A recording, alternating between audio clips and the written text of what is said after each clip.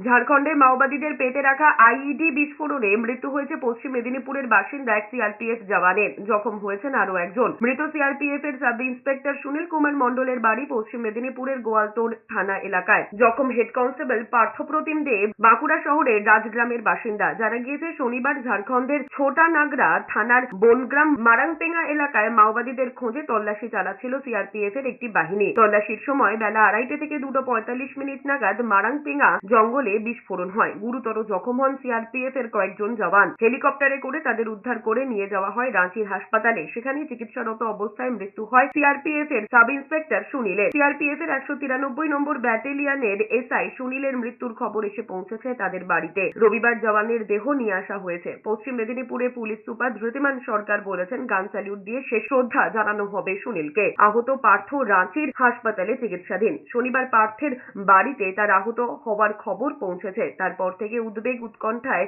ওই সিআরপিএফ কর্মীর পরিবার।